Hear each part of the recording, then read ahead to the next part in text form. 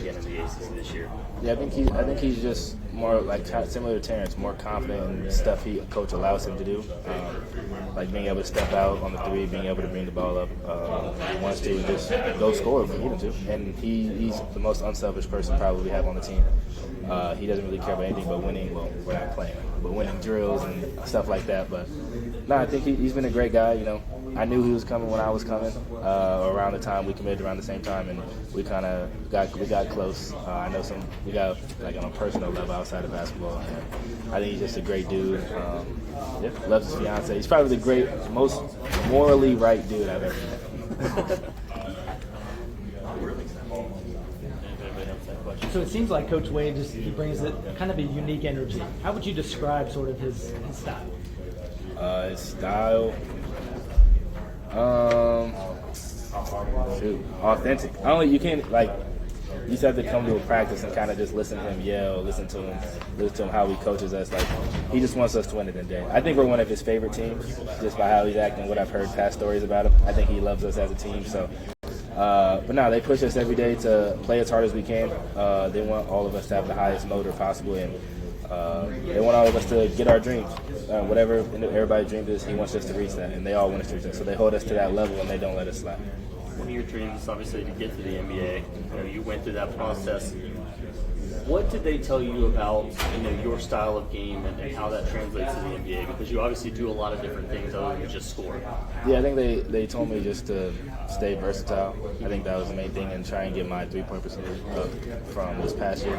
And yeah, just get my body in better shape, which I think was the main reason why I wanted to come back personally, just to work on that. And yeah, they said to stay versatile. You're going to be able to do a lot of things when you get to this level. Where are you at from a in shape standpoint now at this point? Like what's changed since last year? Just eating better. Got it with a good dietitian, and our strength coaches are the best in the country, I feel like. And then we run a lot in practice, so. Has there been any like weight loss or muscle mass added to those lines? Yeah, I'm a lot healthier now. Okay. Gotcha. And I had to ask you too because I saw it in practice, the balloon popping. Like, how frustrating is that to hear whenever if either you're responsible or anybody on your side is responsible for it, to know that hey, that's going to be seconds are going to be added to the end of practice for you. Yeah. It's demoralizing because when you turn the ball over, you're already mad, and then you hear the balloon pop, and like when we reach a certain amount, we have to run for it. So that's the worst part of it, and you might have to run for practice if we keep turning the ball over. But most days we don't reach where we have to run for it, but the days we do, it sucks. What are the rules for that? Once we get over 10 to like 11 plus, we have to run for everyone. Like 11 we run 1, 12 2. Do they get those at Dollar Tree? I don't know. They have a whole stack of them in our little room. What's your mom think of the coach? She loves him. I mean, I think they talk every once in a while. She was comfortable with it when I was comfortable with it. So she's come out probably twice, but they're going to come out. My parents are going to come out more when I get to see them. One other thing about practice, I noticed just watching you guys on made 3-point shots, you guys always point at each other. Is that something the coach instituted? And what's the story behind that a little bit? Yeah, I think just saying good pass, just know like the other guy made a play for you. It's not just all about you. Like connect with your teammates. I think that's the important part. Is that something you guys do in games too? Yeah. I figured. Is it Darrion or Darrion? Darrion. Yeah.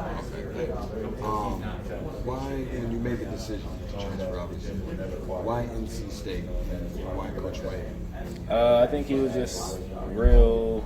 He was just authentic and real with everything. Like he broke down everything from a good and a bad standpoint of what I need to work on to get to the NBA or get to my next professional level. And he didn't say what I wanted to hear. He said what I needed to hear. I think a lot of coaches either said what I wanted to hear or they just start talking about money. And Coach Wade, it was all about basketball and how I can fix my body and how I can get better and get to that next level.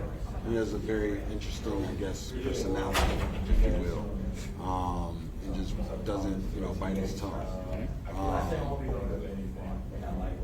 If there is somebody on the team that kind of embraces that, or you see that some of that reflects in their game, or when you are with them as far as a teammate on the court, who would that be? How does that kind of personality impact that team? I think it affects everybody because he allows everybody to be themselves. He doesn't try to control you in any type of way, but I think the person that's most like him is Q. It's Claudia Copeland. He talks a lot, and he's just a truly unique person in himself. So he's just like Coach that says whatever's on his mind. So they were with each other last year, so I'm sure he feels even more open now with him. So yeah, Q. Is there a player, forgive me for the two-part question, is there a player on this team or players on this team that either had a relationship with prior to be with NC State, and B, is there somebody that maybe you may have heard of before, whatever the case may be, but then of course your teammates with him now, it's like, I'm not sure I knew that he had this in his bag, but he's a little bit better than I thought he was. I never knew anybody on a relationship standpoint, but I knew who Terrence Arsenal was because I played against him. I knew who Trey Holloman was because I knew Jace Richardson on Michigan State, so I watched some of their games. I knew Jordan Snell because we played NC State 2 years ago, so I kind of knew who he was. I was real familiar. But other than that, I didn't know anybody. It was my first time meeting everybody, and we all gelled kind of quick though. But the one that surprised me the most, probably Terrence, just because at Houston he wasn't necessarily allowed to do a bunch of different stuff. They run a more simplistic offense. But I think when it comes to, I guess, Trey, what are some of the things that, just in terms of his game, the things that you think that can help the team the most, and maybe just perhaps some of those traits that he brought over with him from Michigan State? I think he's just a pest on defense. He's super fast, super quick. He shoots a three way better. I think way better than his percentages in practice. He's been shooting really well. I think he's just a leader, and he's all about winning. He's not really worried about his individual stats.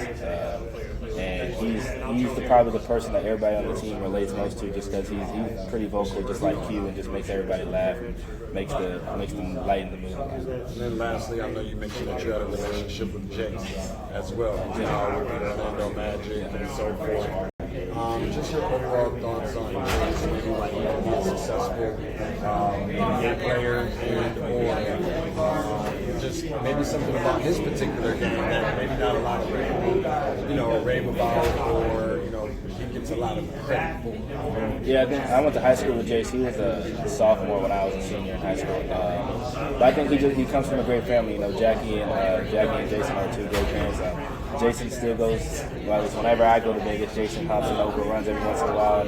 He still got it. It's kind of crazy. But I think he just comes from a good support system, and they lead him in the right way, and he just continues to be himself. And I think that's the biggest thing from high school to now. I can tell he's just always stayed true to himself, and that's what he's like. A lot has been made over the past couple of weeks and even the last couple of days about you potentially being preseason player of the year in the conference. How do you think you stack up against some of the best? I know you haven't played in this conference, but I know you watch a lot of basketball. So what are your thoughts behind that? I feel like I'm one of the best players in the country, not just in the ACC, but preseason awards they mean something, but they don't really mean anything. Like, you still have to go out there and earn it. You're not going to win any awards based on preseason. So hopefully they give it to somebody else. It really doesn't matter to me. We'll see who gets it in the regular season. I appreciate you sharing that perspective. You obviously come over from Texas Tech. You're on the East Coast now. But there are different styles between you and Wade and Coach McCassin. What are the main differences? What things stick out the most to you with Coach Wade in this process? I think they're two great coaches. I think Coach